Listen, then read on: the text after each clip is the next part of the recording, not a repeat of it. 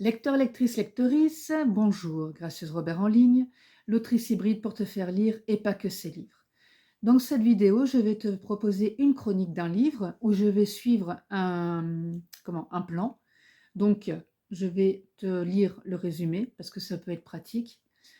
Je parlerai du genre, du développement avec la partie narrative et puis pourquoi je te recommande de le lire. Je donne mon opinion sur le fond et la forme. Alors par moments, c'est pas toujours très structuré, comme tu le verras. Mais bon, c'est vrai que j'aime bien garder un peu l'émotion que j'ai ressentie quand j'ai lu le livre. Et je trouve que c'est plus sympa d'avoir un avis, une chronique de lectrice qui donne un petit peu aussi son opinion et avec une certaine vivacité sur sa lecture. Je te parlerai de mon personnage préféré et je termine en disant à qui je recommande le livre. Alors, tu connais le chemin habituel. Si cette vidéo te plaît, tu peux laisser un petit pouce bleu. Tu peux partager la vidéo, ce qui lui donne plus de visibilité et qui montre aussi un petit peu mon travail. Et tu peux activer la cloche si tu veux voir mes prochaines chroniques parce que en général, j'en poste une par semaine. Et je te laisse avec la chronique en question. Aujourd'hui, nous allons parler de Zahir et Théophile, pas de pitié pour les nègres.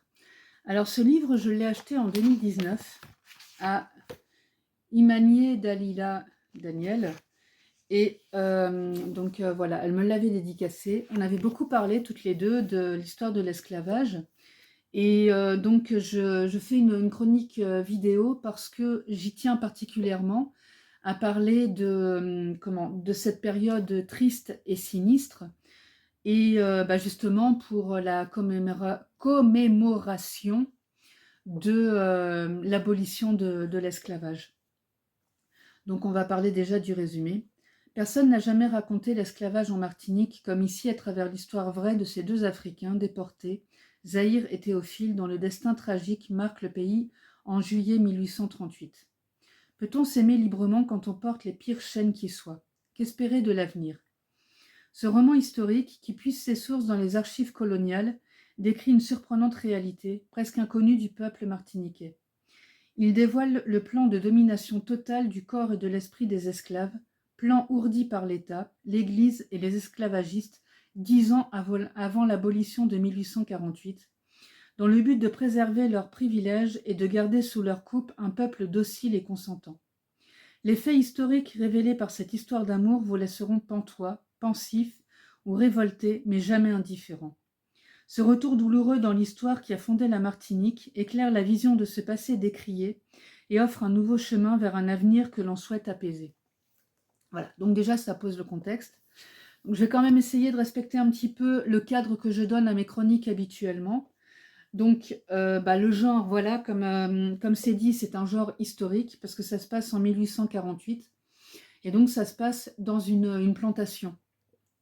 Et au niveau de la partie narrative, c'est un narrateur extérieur, c'est-à-dire que c'est quelqu'un un narrateur extérieur omniscient qui connaît tous les sentiments de chacun, qui décrit la situation et qui la décrit, comment dire, de manière pudique, je trouve, parce que c'est plutôt expliquer les faits et expliquer ce qui se passe et les espoirs de chacun et le quotidien de chacun. Il n'y a pas de jugement de valeur ou il n'y a pas de jugement de ah les pauvres, ah les méchants, enfin voilà. C'est selon le point de vue de chacun quand il parle ou quand il agit que ça se passe. Qu'est-ce que je peux dire d'autre? Par rapport à ça, je trouve personnellement, alors ça n'engage que moi, mais moi j'ai visité un musée, j'avais 10 ans et on a parlé de l'esclavage et après j'avais emprunté la case de l'oncle Tom. J'ai pas su le finir à l'époque. Celui-là, j'ai eu beaucoup de mal à le lire, vraiment. Parce que pourtant, Imanier m'a expliqué l'ensemble et je lui ai dit, je le prends pour ce devoir de mémoire et pour pour tout ce qui s'est passé, parce qu'on doit en parler. Mais c'est vrai que de lire tout ça et de me retrouver avec, je ne sais pas comment expliquer ça, mais j'ai regardé des films, j'ai lu des romans où je me suis documentée sur le sujet. Et en tant que personne hypersensible, euh, alors je dis pas que les autres vont mal, enfin vont bien le vivre, c'est pas la question. C'est la question que j'ai ressenti les choses très intensément. Et même encore maintenant, c'est lourd d'en parler pour moi parce que déjà, je me rappelle, comme si c'était hier, de l'histoire de Zahir et de Théophile. Et puis, j'avais lu aussi un autre livre qui s'appelle Mandingo, qui explique fort bien la manière dont les gens sont arrachés de leur pays. Donc, ils sont arrachés de leur pays, ils sont emprisonnés, donc un pays du continent de l'Afrique, souvent du côté des côtes. Et ils font un voyage dans un bateau où ils sont enchaînés, où ils ont à peine à manger, où on les laisse même pas faire leurs besoins ni rien, donc il y a une puanteur là-dedans qui est infernale. S'il y en a un qui meurt, de toute manière, on le balance par-dessus bord et on continue la route. Et après, on les vend, donc ils sont toujours enchaînés. Et il y a des gens qui viennent les voir, qui regardent leurs dents, qui les palpent et tout pour voir si ça va faire pour les femmes des bonnes reproductrices, parce que celles qui étaient enceintes étaient vendues plus cher parce qu'elles avaient potentiellement de la main-d'œuvre en elles. Elles étaient violées sur le bateau par les marins parce que comme ça, si elles arrivaient enceintes, elles valaient plus cher. Et on les regarde pour voir si elles sont en bonne santé, mais comme du bétail, voire même moins que du bétail, parce que je pense que leur vache, il est traité mieux que les personnes qu'ils étaient en train de palper. Pour eux, ce ne sont pas des personnes. Donc tout ça, c'est décrit dans le livre, cette violence, cette manière de considérer d'autres êtres humains comme en dessous d'eux et comme inférieurs. Pourquoi? Parce qu'ils ont une couleur de peau différente, parce qu'ils viennent d'un autre continent. What the fuck? Et comme elle explique, donc Imani aussi m'a expliqué que elle a fait donc des recherches dans les comment c'est mis dans le résumé, dans les archives coloniales. Et donc Zahir et Théophile, ce sont des personnes qui ont vraiment existé et elle a refait leur histoire. Elle a cherché pendant je ne sais plus, pendant plusieurs années. Et elle s'est documentée avec des historiens pour vraiment être au plus près de leur histoire. Et elle explique dans l'avant-propos d'ailleurs tout le parcours qu'elle a eu pour écrire ce livre. Et donc bon, elle m'avait tout expliqué. Et j'ai aussi acheté ce livre pour le travail qu'elle a fait, parce que faut pas oublier qu'en France, il y a quelques années, c'est pas si loin que ça, c'est pas si ancien, on expliquait quand même aux petits Antillais que leurs ancêtres c'était des Gaulois.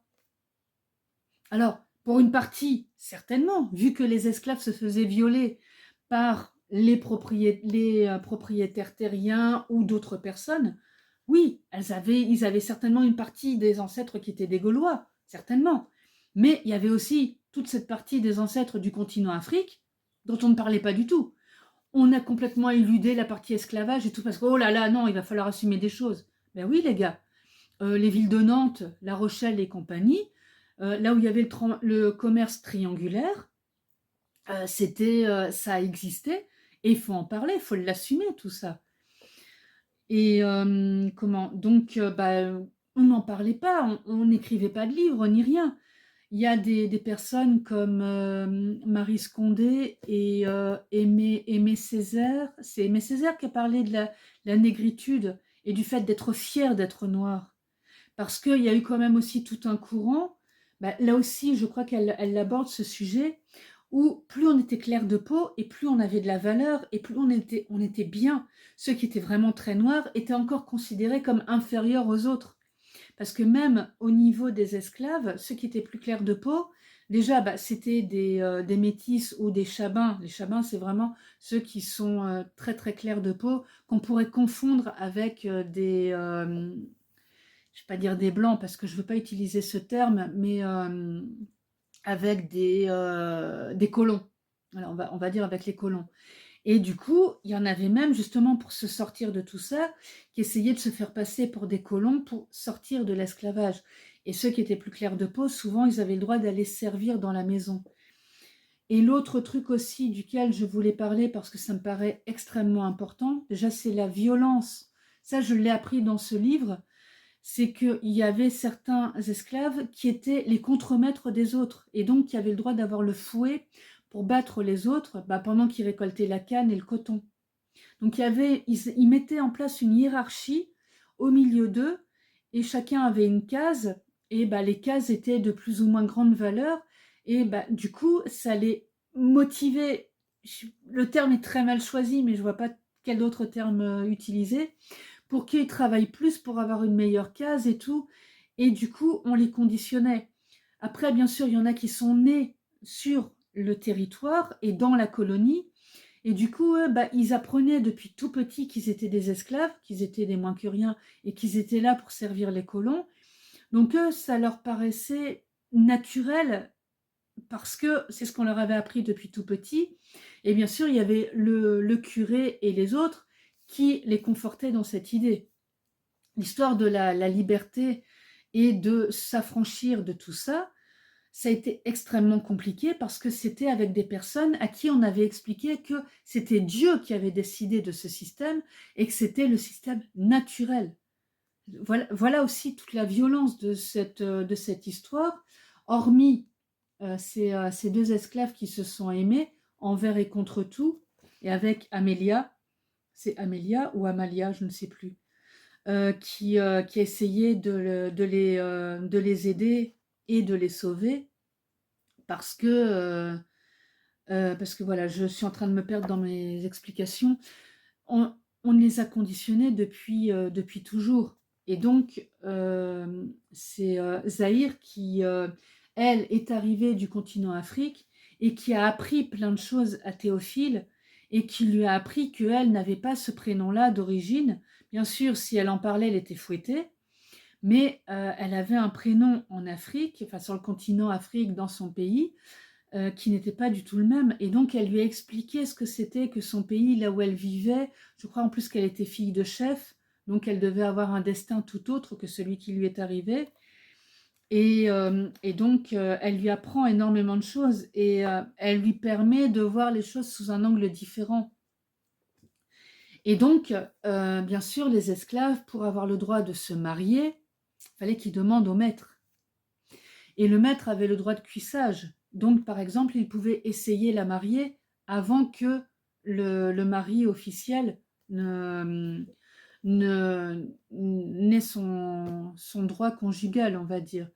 D'ailleurs, de toute manière, que ce soit le soir de la noce ou après, ils avaient le droit de tout, hein. Ils avaient le droit de vie, de mort, ils faisaient ce qu'ils voulaient. Ils pouvaient les vendre. Donc la femme, quand elle venait de donner naissance à son bébé, on lui prenait et puis on allait le vendre ailleurs. Ou alors c'était l'homme, il a fait son rôle de fécondeur, hop, on va le vendre sur une autre plantation. C'est pour ça qu'il y a très fort cette culture de maman qui reste toujours aux Antilles, parce que c'était un peu elle était un peu le pilier de la famille, parce qu'elle restait, pourquoi souvent quand elle était encore jeune, elle pouvait donner naissance à d'autres enfants.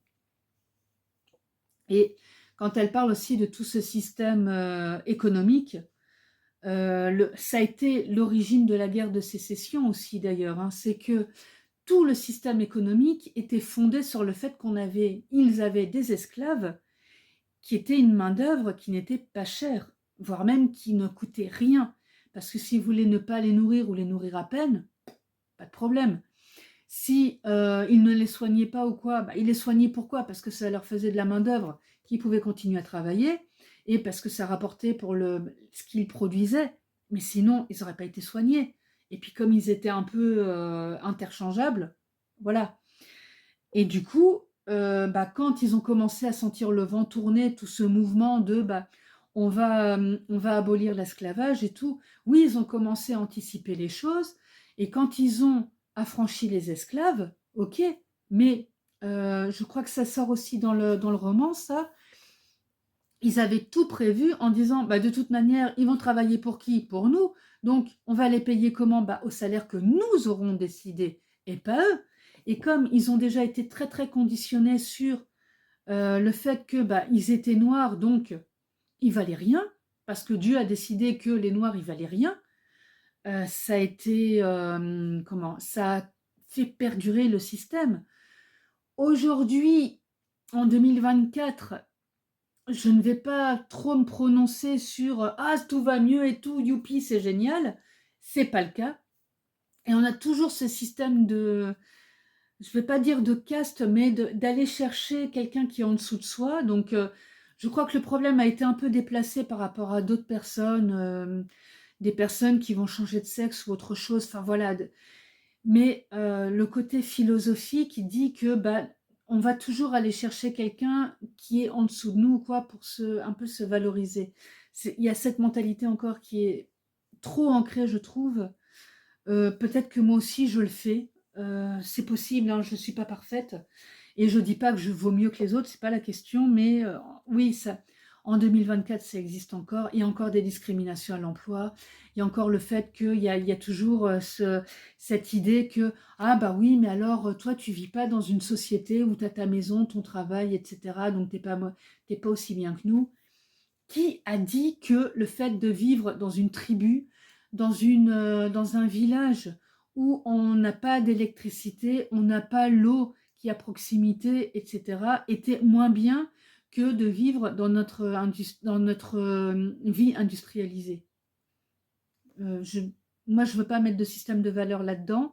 Et justement, nous, les Européens, on est en train de revenir, pour certains, à une vie beaucoup plus proche de la nature et tout, beaucoup plus à l'écoute, beaucoup plus auprès des animaux, à s'occuper des petites abeilles, etc. Parce que on commence à comprendre que si on les massacre, tous ces petits animaux, il ne va pas rester grand-chose de l'homme. Donc voilà, je pose ça là et je pose la question.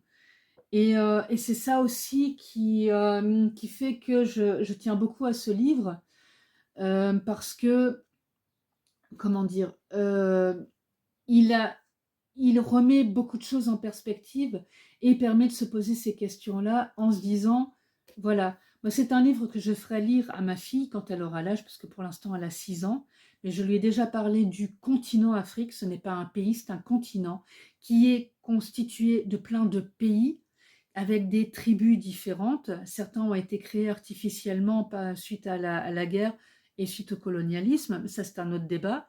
Mais en attendant, voilà, ça aborde aussi tous ces sujets-là, ce livre, sur le fait que il y a une poignée de personnes qui a été décidée du destin de plusieurs peuples, notamment du peuple noir et des peuples du continent africain.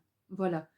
Donc, par rapport, on va quand même, je tiens quand même à garder un petit peu le schéma de mes chroniques habituelles. Et je vais parler de mon personnage préféré parce qu'elle m'a vraiment beaucoup touchée.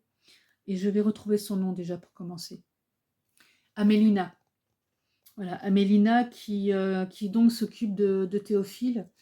Et elle est assez proche des colons.